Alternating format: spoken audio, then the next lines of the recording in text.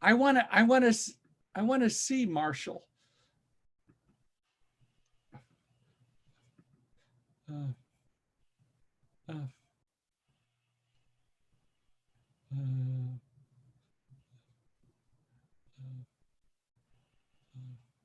Oh, okay.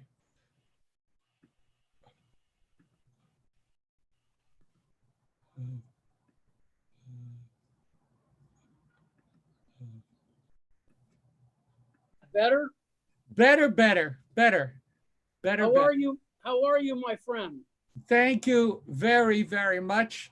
Your hair and my hair have a lot in common. I am about to buy a lawnmower and just take care of it.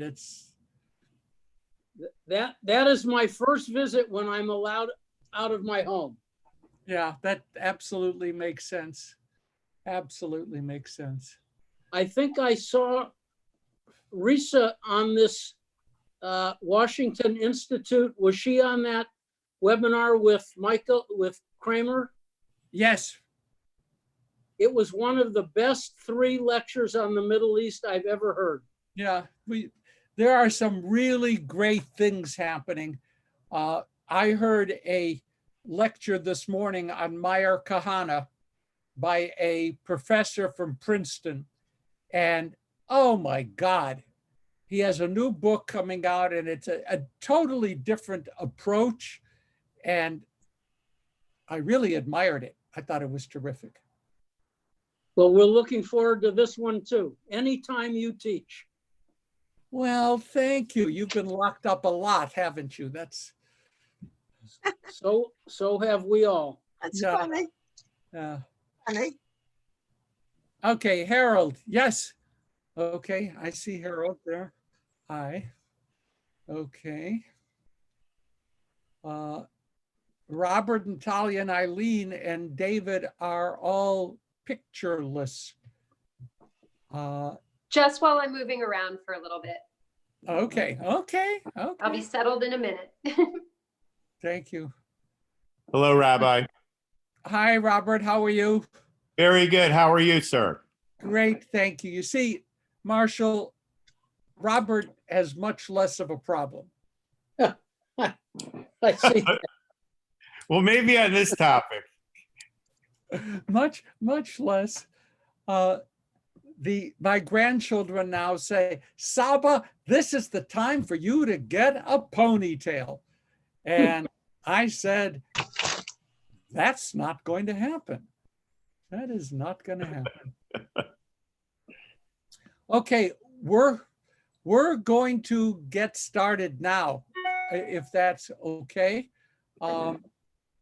And first of all, just to say, good Shabbos, everybody. Shalom, good Shabbos. Good Shabbos, and I wanted to take just a minute or two to check in with you and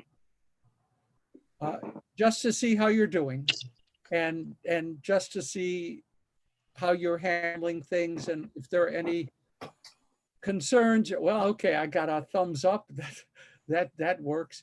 But how are you guys doing? How has it been this past week?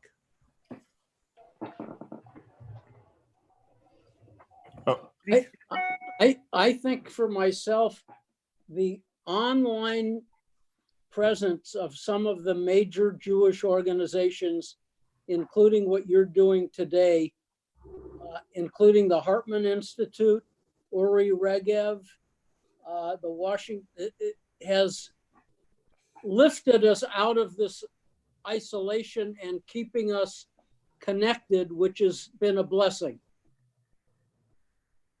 I certainly could agree with that. Absolutely. As a matter of fact, I find myself having to carefully schedule the webinars I want to watch. There's almost a, what do they call that? An embarrassment of riches. That can be a bit of a problem. How are some of the rest of you coping and what are you doing to meaningfully fill your day? Well, I have to say that I'll piggyback the last individual's thoughts on the vitality and value of Judaism during this time. I've enjoyed the workshops and stuff I've done. And I also just enjoy the feeling of connection I have to the faith and our people. And other than that, I've had this week was really good for conversations with friends and family.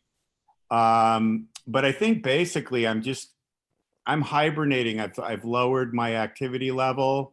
I've lowered my expectations, and I'm just trying to either zen out or disconnect from, having overly high expectations for what's possible right now. So it's a blended thing, That's great. Okay, Roy, any thoughts? I guess mirror Robert. I mean, it's great to sort of meet members of the congregation. I'm new, and at least virtually, I can't wait till we, are able to go back to the temple where I can see the people that I see here on these various Torah studies. I think it's been a blessing in that I'm studying Torah 2 to 3 times a week. Wow. including studying the Talmud with Rabbi Nickerson. It's a chance to interact with the rabbinate much more deeply. So I know all on the first name, on a primary level now. So in many ways, I feel blessed. Thank you, Roy. Thank you very much. David, any thoughts? Yeah, I've been filling my time. I've been remotely working. My law practice is kind of slow, but cases have been postponed. But there are some daily things I've been doing remotely with my secretary and my law partners. Aside from that, my wife and her mother, who lives with us after her husband passed away a couple years ago, they're busy keeping us healthy with cooked foods and things like that. And an accomplishment I did, I just finished reading the entire Torah that I've been reading for, it's been at least 2 years now. Wow. Maybe it's been 2 to 3 years. It's been taking me to read it. So I just finished one version of it. And then I picked up another one that somebody from Torah Study donated maybe about a year ago that I didn't, we use it for Torah Study in the temple, but I haven't picked it up because I wanted to finish the other one, which was a more conservative or orthodox view, because that was the only one available when I got it. So I just started Bereshit again a few days ago. Super. What's who's the editor of this newer version? Is it Plunk? Plout? Plout. Okay. Yeah, so the previous one was Art Scroll. Okay. Art Scroll is seriously orthodox, and they do terrific stuff. They are a high quality publishing house. And the Plout is the main Torah commentary translation used by the Reform movement. And the more recent one is the Plout Women's Torah Commentary, and a really, really, really important text as well. So yeah, there are a lot of good things out there. Almost ready to begin. Let's see, Eileen is on hold, and I understand. Talia? Hi. Hi, Talia. Tell me what's going on. I'm a single mom of a 14-year-old girl, and I am trying to lead by example because, of course, I want to, assess, like, is she getting enough exercise? And then I realized, I just need to start exercising, and then she either joins me or not, instead of being an obsession about her. And, we're fortunate enough to have a swimming pool. So I've done that to bring some sanity and a change of pace to my days. But definitely definitely not getting used to yet, not being able to, you know, have food picked up, like to go out to eat. Like the cooking is starting to wear on me, but I'm trying to embrace it as a gift and you know, trying to like let her be free in the kitchen to cook for us as well. So that, yeah, it's just interesting to go from being like businesswoman to that bottoming out, considering it was like a travel business type of thing, to now like very domestic. So as a feminist, it's hard, but I'm accepting it and looking for like the lessons, and that's it. Yeah, thank you. Sandra? Sandra?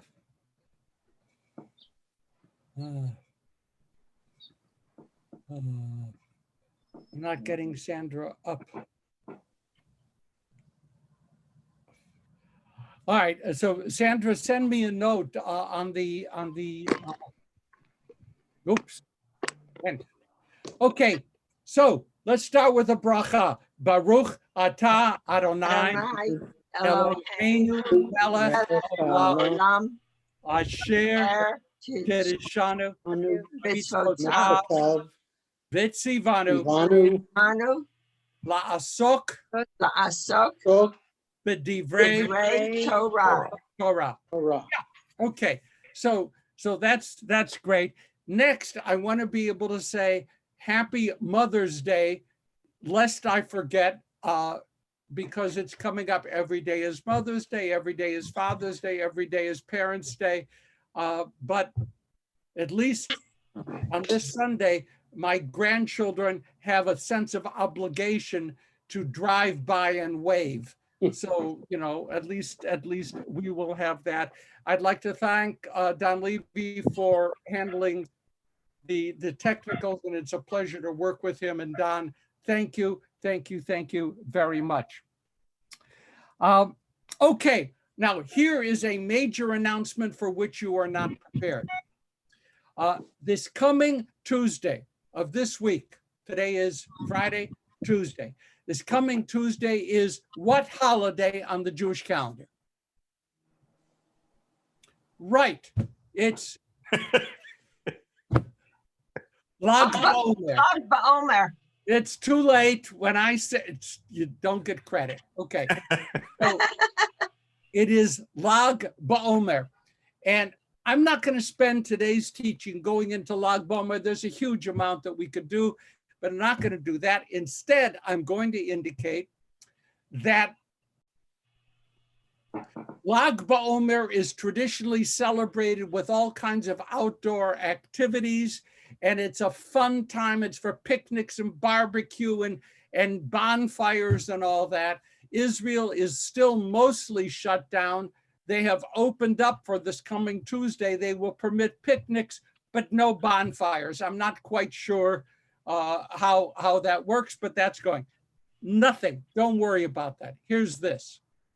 Lag BaOmer is meant to be a very happy time of celebration. This is Rabbi David's mandating that on this coming Tuesday, I want you all to find a way to do something happy and special and call it Lag BaOmer. Whatever it is that you choose, order food in, whatever, dance on the roof of your apartment building, whatever. Do something on Tuesday which will wipe away some of the pain of separation and isolation and all the other things, and the fear and the concern and the anxiety. Tuesday, this coming week, is a happy day. So please put it on your calendars.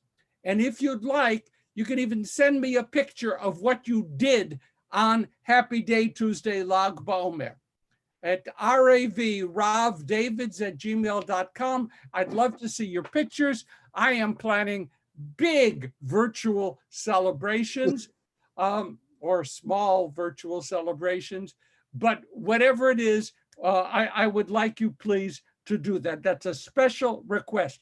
Then an announcement. Friday, May 22nd. Friday, May 22nd at noon. I am having a conversation with David Eschel about what? Oh yes, about this, about my new book. It's called Deepening the Dialogue, and David and I are going to be talking about it. So at noon, May 22nd, the Stan and David and Stan show will be discussing deepening the dialogue, which, by the way, Has it been published yet? I'm holding it in my hot little hand. It is published by the CCAR Press. It is in Hebrew. Here's the back cover, in case you want to see that to prove it, or you can check here and see it. It's published in Hebrew and in English. It is the first book published by the Reform movement in 2 languages for the purpose of establishing a dialogue between Israeli and American liberal Jews working for Israel. Lots of good stuff in there, enough of the shameless publicity, but May 22nd, noon, we're there, okay? Now, Don, if you could, could I top my, okay. You want me to do this here? Okay, I can do this. Boy, this is all together. There I go. I am typing. What happened here? Oh, the text came up and I was in that. Okay, we'll get back to that. Okay. It's at Rav Davids, RAVDAVIDS @gmail.com. Now, here we are at Leviticus 21, beginning with verse 1. Okay, does somebody want to start reading the English to read a few verses here, please? Say a voice. I don't have. I will be happy to start. Thank you. The Lord said to Moses, "Speak to the priests, the son of Aaron, and say to them, none shall defile himself for any dead person among his kin." Go on another few verses, Marshall. "Except for the relatives that are closest to him, his mother, his father, his son, his daughter, and his brother. Also for a virgin sister close to him because she has not married, for her he may defile himself. But he shall not defile himself as a kinsman by marriage, and so profane himself. God, do one more verse. They shall not shave smooth any part of their heads, or cut the side growth of their beards, or make gashes in their flesh." Fine. Let me just put this into, if you will, a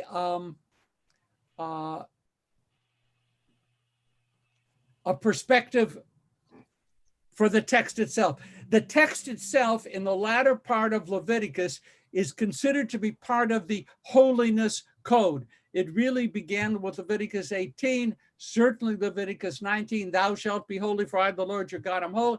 Okay, and go on for a few more chapters that this is part of the holiness code. And right at the beginning, God says to Moses, tell Emor, tell the priests, Aaron, and so forth, you priests have to be careful about defiling yourselves for any dead person among your family. Now, I once attended a funeral in Chicago. And the funeral in Chicago, this was at a time when people were still allowed to gather. And the funeral in Chicago was in a regular memorial chapel, Jewish funeral home. And I sat there with members of my family waiting to see the rabbi do the service. And then it became obvious there was no rabbi. There was the coffin and there were the people, but there was no rabbi. And then at the very front of the chapel, a Dutch door swung open, and there's the rabbi standing outside of the chapel in an outdoor area with a little bit of a roof over it, and a Dutch door open, and the rabbi conducted the funeral service that way. Question? Why? What's going on? So he could separate himself from the dead body of the deceased. Tell me about the rabbi. Was he a Kohen? He's a Kohen. And that's the why. rabbi is a Kohen, and a Kohen is not allowed to be in the presence of any dead bodies other than he is required to care for his immediate kin. I didn't know the rabbi was a Kohen, and I must admit to you that for a few minutes, it was more than a little bit strange that the rabbi was behind a Dutch door. But then as I looked at it, I realized, okay, here's another scenario. I've had an interesting life. I'm sitting on an El Al plane. We are flying back home one of the hundreds of times from Tel Aviv to the United States. A few rows away, a gentleman, bearded, obviously Haredi, zips himself up into a real body bag. Top to bottom, he zips himself up into a real body bag. So I ask again, what's going on? I mean, it wasn't because the food was so bad. What's going on? Why was this gentleman zipping himself up into a body bag? Any thoughts? No thoughts. So I'll tell you, and I'm sure you'll find this uplifting.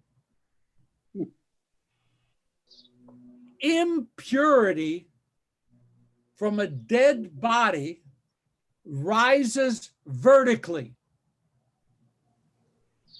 When the plane, the El Al plane took off, it was passing over cemeteries. The person who was zipping himself in the bag was a Kohen. He could not allow himself to be profaned by the vertical impurity from the cemetery on the ground. And once we were out over the Mediterranean, he unzipped and we flew on without question. Did you know that at the time? Yeah.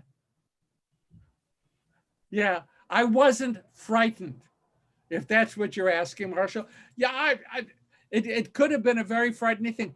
What I was trying to figure out, I don't know if you'd follow me on this, and certainly out of full respect, okay?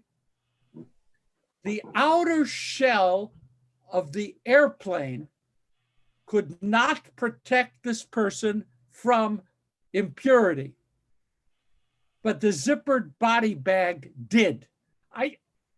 Okay, I'm not being critical. I was just trying to understand the logic, and finding no logic, I thought I'd share the story with you today. There it is. The Kohen must be very, very careful about exposing himself to impurity. So I have lots of stuff here. It's interesting. I find that interesting. Rabbi? Yes, question. I have a question. Oh, go ahead, Talia. You play through. Okay, thanks. could it be that the air intake of the plane is a plane completely vacuum sealed? Because if it is, I understand your point, but if they are having intake of air, then maybe he's thinking zipping the bag, then no air is getting into his little bubble, maybe. Talia, you're much nicer than I am. Actually, I hope that the plane is vacuum sealed because that's how it gets pressurized. And if it's not pressurized, we're all going to be worrying about body bags. So, okay, got it. Okay, yeah, please. Okay, Bob. Yeah, it's kind of related to Talia's question. When you're talking about impurity, are you literally talking about contaminants and viruses and bacteria, or is it some kind of metaphorical thing about the dead? It's ritual impurity. Thank you for asking. It's a ritual impurity. It has nothing to do with bugs, nothing to do with bacteria, viruses, nothing. It is the contamination which comes from being near a dead body. That contamination can only be lifted by going to the mikveh, and prior to that time, one is blocked from a variety of ritual activities. And so what's the source of the contamination in the dead body? And what, I mean, it seems like such an abstract contamination. I don't get where it comes from, or I know it comes from the dead body, but it somehow I feel like there's a missing link in what's going on here. Dead bodies are primary sources of ritual contamination. Primary, not incidental. And that's why a Kohen will not set foot in a cemetery. And where does that come from in Judaism? Right here. Right here. Okay, please, yes. Can Roy. you just touch on a little bit about Kohens? I mean, I know it's the priestly class, but do they know just from historic tradition or genealogy that they're, a continued lineal descendant of, original Kohens, et cetera? It's all sort of new. I want to make sure I'm grounded in understanding. That's a perfect question, and I appreciate that. The brief answer is mostly yes. Mostly yes. Now, the Kohen, originally the first Kohen Gadol, the first high priest, was Aaron, the brother of Moses, and then he had 4 sons. 2 sons were killed, not of Avihu, so 2 sons remained, and from their families, the Kohanim. There are cousins, if you will, who are from the same original tribe. All Kohanim are from the tribe of Levi. All the Levites are also from the tribe of Levi, but they're not direct descendants of Aaron. Okay? So you have the Aaron direct descendants, Kohanim, Aaron first cousin descendants, Levites. This is specifically Kohen, strictly. Now the question is,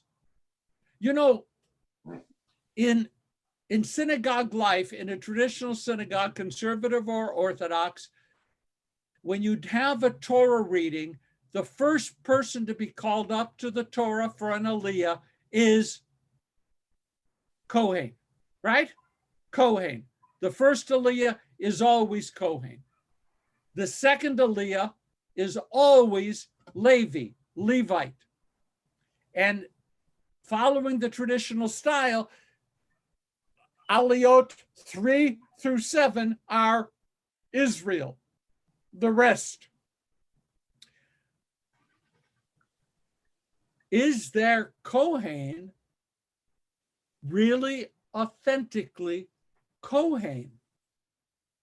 They have done, and Roy, this was interesting. They have done DNA studies to see whether there is DNA family close linkage among those claiming priestly Kohen descent. And the interesting thing is there's a very high level of reliability. We are mostly, because the Kohanim, as we're reading here, married carefully, buried carefully, kept as much as possible in breeding, if you will, a larger group, but in breeding within the Kohen subset. So yeah, I had a friend whose name was Shragai Cohen.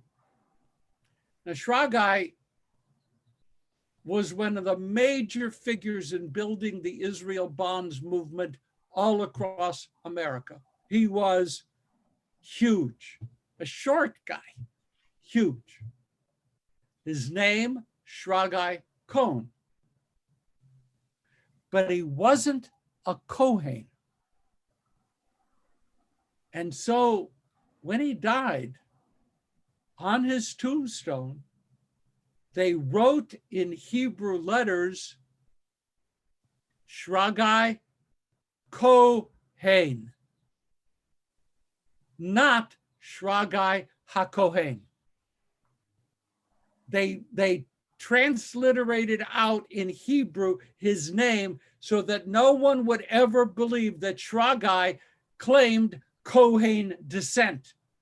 He probably was named somehow, somewhere. Someone gave him the name Kohen, but he didn't want anyone ever to be fooled that he was a legitimate Kohen. Long answer to your question.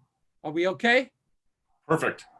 Okay, thank you. Now, the mourning practices, and this is going to talk to us a lot too. The Kohanim had to defile themselves if they lost a mother, father, son, daughter, brother, half-brother on the father's side, and an unmarried sister. This definition found in our Sedra sets the stage for who is it we say Kaddish, the rest of us. In other words, this listing in Leviticus, mother, father, son, daughter, brother, half-brother on the father's side, unmarried sister, those are the people for whom we are required to say Kaddish. Now, the Talmud went further and expanded not the Kohen requirement, but the requirement of Kaddish for the rest of us, so that it now includes one spouse, married sisters, and half siblings on the mother's side. These are the only people for whom we are obligated to say Kaddish. Any questions about that? Because it opens up all kinds of stuff. When did they make that change to include a spouse?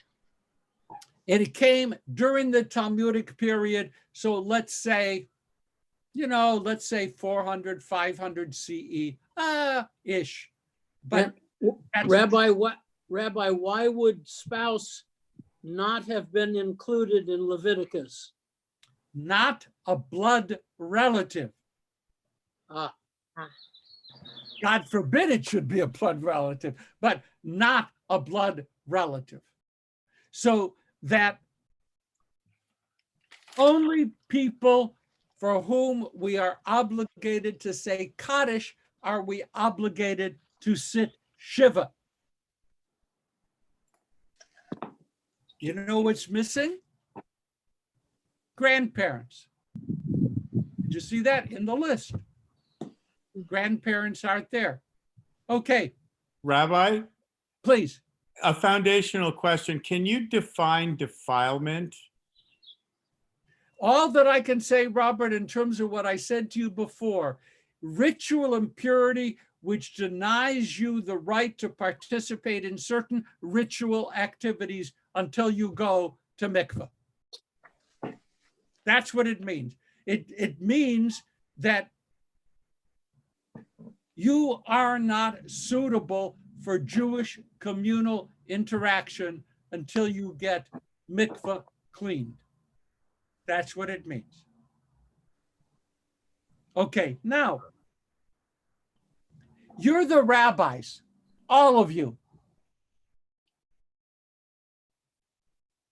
The grandson of the dead grandfather wants to say Kaddish. What's the answer we give?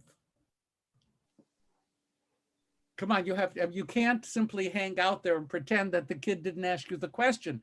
He did. There's going to be a funeral tomorrow. Can I say Kaddish for my grandfather? How do we answer the question?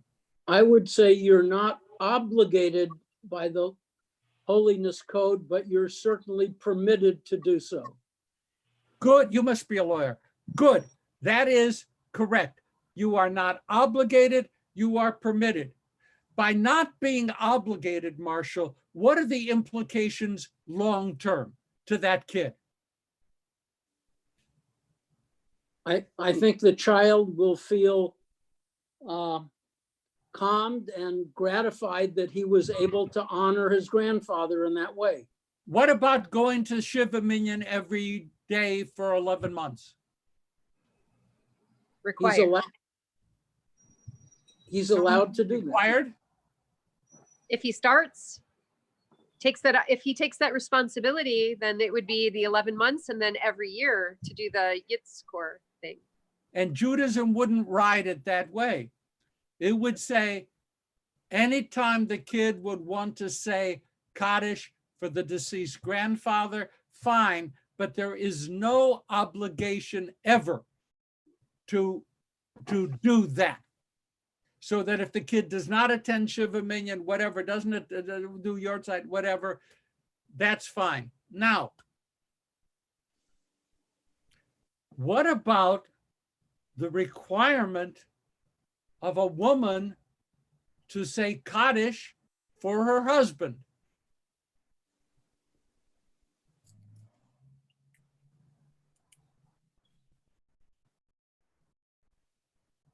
Same answer. It doesn't exist as an obligation. It is permitted. So that a woman, according to Jewish law, who is saying Kaddish for her husband is doing a permitted activity, but not fulfilling the mitzvah. The founder of Hadassah, what was her name? Rebecca Gretz? Henrietta Zoll. Henrietta Zoll. Thank you, correcting my little brain crash. Thank you, Henrietta Zoll. Came from a very, very, very traditional, well-educated, very successful, affluent, powerful family. And she certainly was a full member of that family in terms of her own skill set. Her father died. And this is a famous Kaddish story. Her father died, and she received hundreds, who knows, hundreds of condolence notices, including many from men who said, I would like to take the obligation of saying Kaddish for your father, since the obligation is not yours. What organization did I say she established? Hadassah. Hadassah.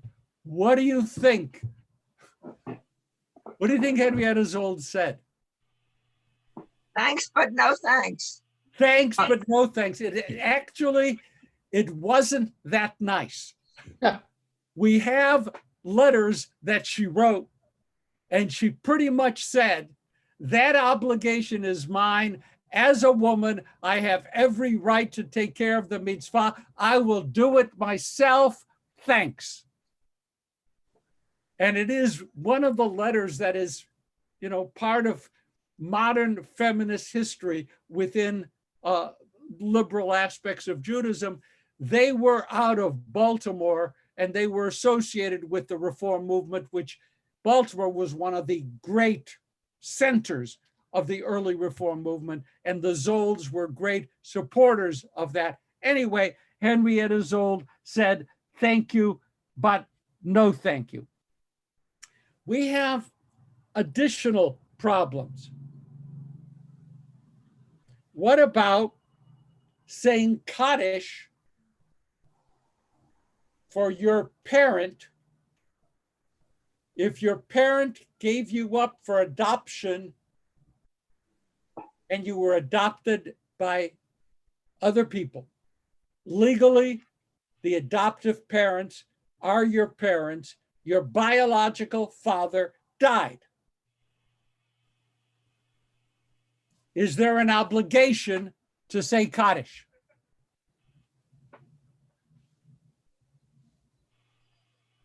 Yes. Yes, there is an obligation to say Kaddish. So the adopted child is obligated to biological parents to say Kaddish. Let's push it. What about the adopted child saying Kaddish for the adopted father or mother?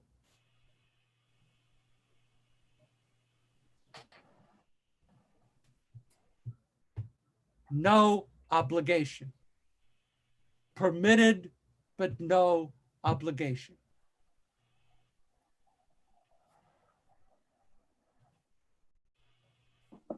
Judaism has a very strong bias in favor of biological parenthood. It certainly recognizes and celebrates adoption. But no one can legally, in terms of your mitzvah obligation, take the place of your biological mother, father. That's why there are difficulties in Jewish law with surrogate mothers. Do you see where the problem would arise? So if Pardon? a child is born to a Jewish mother, but given up for adoption and adopted by another faith family, does the Jewish law still consider them Jewish? Yes. Because of the birth requirement.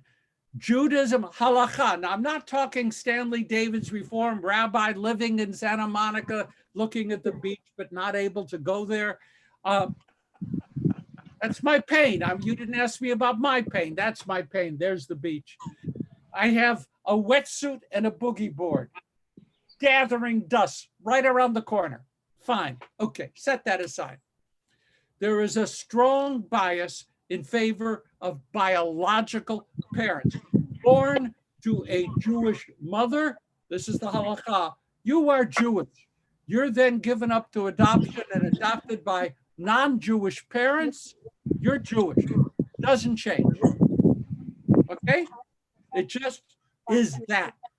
That is not the way Reform Judaism would approach it. But whenever, I hope that we have many opportunities to study together. When we study and I say Jewish law or halakha, it's not the Reform approach. There is halakha, Jewish law. That is an established entity. And sometimes it gets really tough and very hard for us to cope with. But it is the law.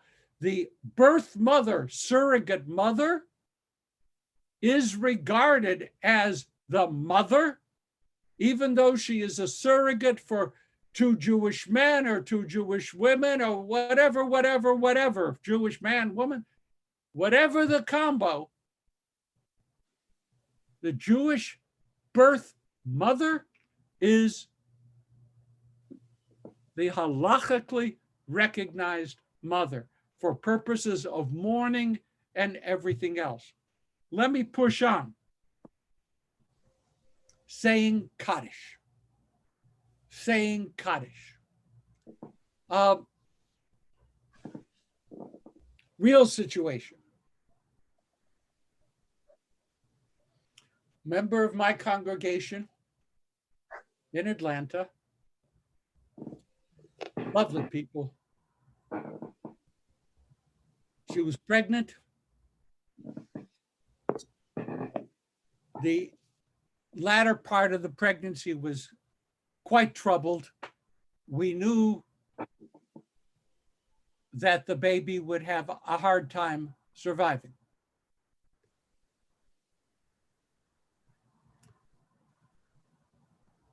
The mother delivered baby girl.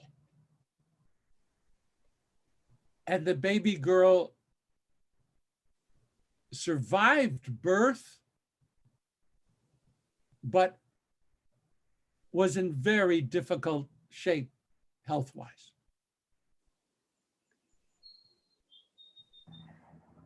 The parents are, we're still in touch, are knowledgeable Jews. Reform Jews, knowledgeable Jews. They wanted everything possible to be done to keep that baby alive for how long? 30 days. A baby born who does not survive 30 days by the halakha is not regarded as having been born. There would be no burial place with a name in the main part of a cemetery. There would be no Kaddish. There would be no naming if the baby died before 30 days. That is just heartbreaking.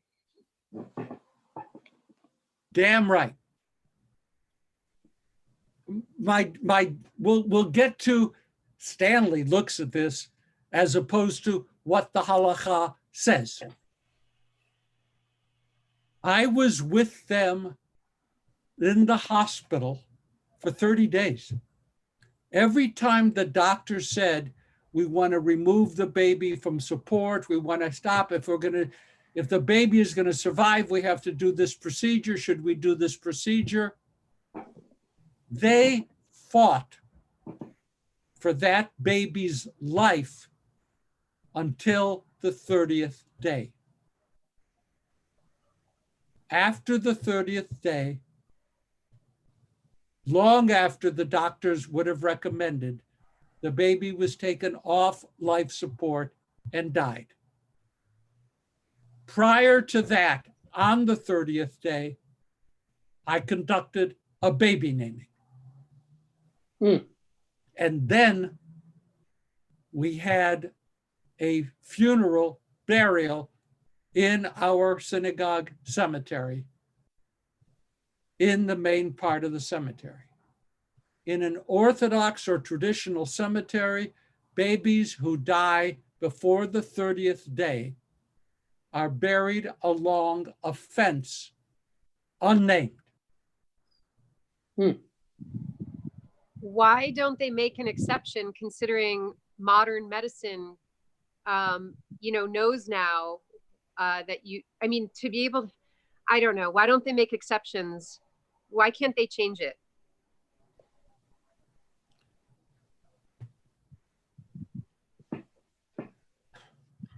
When I spoke with the parents, I told them that this baby now born, I would name, I would bury. I told them that. They felt that that was cheating. They wanted their baby to be fully recognized as having lived and then died in Jewish law. even if it was suffering on that breathing tube or the life support for more days than, I mean, maybe not cognitively, but maybe physically. I mean, there's no way to know. So why, plus I don't know. It just seems not taking into consideration resources that could be used for another baby that has a chance of surviving that. Everything you've said, I agree with. And I think you can hear the hesitancy in my voice because I can remember the pain. I remember the situation. I remember the pain. And I'll tell you this, because of that event,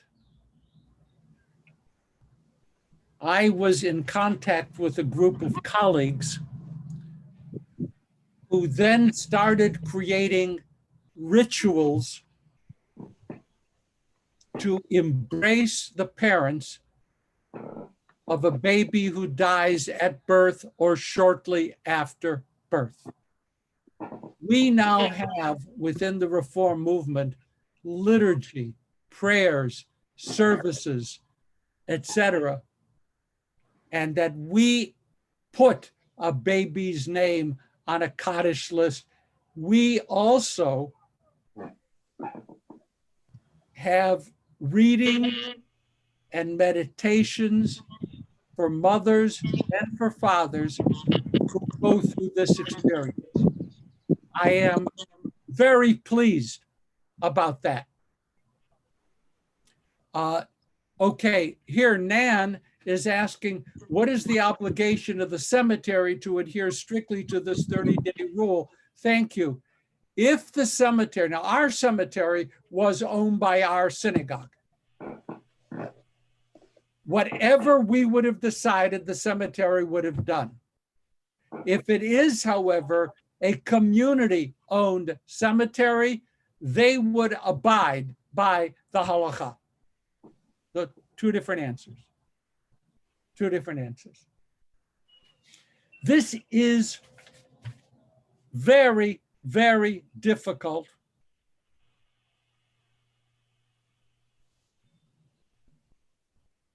Let's ask, though this is not in the portion directly, how long are we supposed to say Kaddish after someone dies? On a daily basis, how long are we supposed to say Kaddish? 11 months, is it? Thank you. Correct. 11 months. Then there's pause, and then you have the first Yortzeit, right? Yortzeit is German Yiddish, Jahrzeit, year time, okay? Anniversary, Yortzeit. It actually has a meaning. Why don't we say Kaddish for 12 months? Why the break? Because you don't want to have the person to have been that bad in terms of borrowing the body from God, that they may have soiled the body a little bit, but not like extreme, not the whole year, something like that. Something like that. No, it's not distant. It's kind of parallel. The problem is the soul, not the body. According to Jewish tradition, the saying of the Kaddish elevates the soul past its sins. And that process, at the most, would take a year. God forbid we would ever assume that my father, my mother, my sister needed a year to be cleansed. Give me a break. They weren't that bad. I mean, sometimes I didn't get what I wanted, but okay. So the deal is you say Kaddish for 11 months because you never want to assume that that person needed 12 months of step-by-step elevation. Going back to the baby. Before the baby is 30 days, the tradition reads that baby could not have accumulated any sins. That baby needs no elevation. And to say Kaddish is actually insulting to the soul of the baby. Now I'm giving you the way the tradition reads that. Okay? Last point, because we have more to do. Oh no, Jesus. Excuse me. I didn't mean to bring Jesus. This is very painful. Women in an Orthodox synagogue, may they say Kaddish?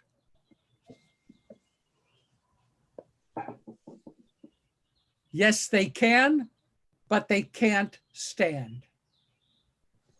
So a woman may say Kaddish for her father, her mother, her husband, whatever, in shul, but she can't stand with the mourners. Now, I hope you won't tell people, but I don't even know if I can trust you, but you know, whatever.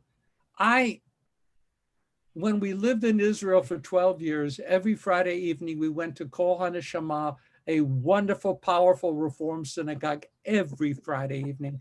Loved it. And some of my friends back in Atlanta couldn't understand why we were doing that, because I was no longer being paid to go to services. So why did I keep going to services? Actually, some of them asked that question. Let it sit. Okay. So I went because I'd like to go to shul. I liked Shabbos, but that was okay. But Saturday morning, this is what I like you to keep like to yourselves. My wife and I attended Shira Chadashah, a modern Orthodox synagogue, where women were given aliyot, and they were counted in the minyan, and the service was, easy. And the service was strictly Orthodox. This was a congregation founded by the founders of the Shalom Hartman Institute. David Hartman, others founded this synagogue, a radical Orthodox shul where women were treated equally. Now, I went there for two reasons. I loved the total davening. If you really scratch me, I could do a 2.5 hour Shabbos morning service if the chazan is good and the spirit is right. I love it. That's okay. But the second reason is they had the best kiddush in town. It was lavish every week. So if you go through 2.5 hours of services, you could eat magnificently. So I went for both reasons. Rabbi, was there a mechitza? There was a mechitza, but the women came, it was a parallel on the ground, side by side. The women came around to the Torah reading desk to have an aliyah and then went back. It was a really modern effort to be egalitarian and strictly Orthodox. And I thought it was both brave and magnificent, and they are thriving to this day, thriving. Okay, I had so many good things to do, because if you look at the rest of the text that's up there, right after it talks about the mourners. Don, if you could raise the text to the next sharing, if you can. Let's see if we are still, let's see.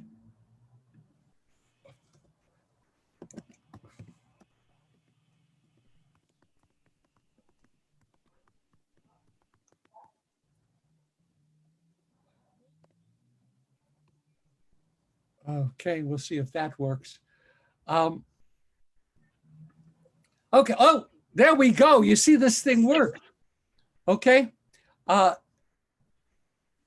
Then it goes on to say marriage, the marriage laws. And if you want to look at this, this is, okay, Harold, Shabbat Shalom.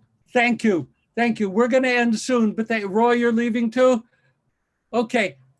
Look at this text. It talks about marriage. I'm not going to drag you past the viewing time. I love you. Thank you. Don't forget May 22nd at noon. David and I will do this dance about my book. Have a great Shabbat. Don't forget Tuesday. Make it a happy celebration. Thank you. Thank Thank you, you. Rabbi. Shabbat Thank you. shalom, everyone. Shabbat Shabbat shalom. shalom, everyone. Shalom, everybody. Thank you. Can I Shabbat ask you a shalom. quick question though?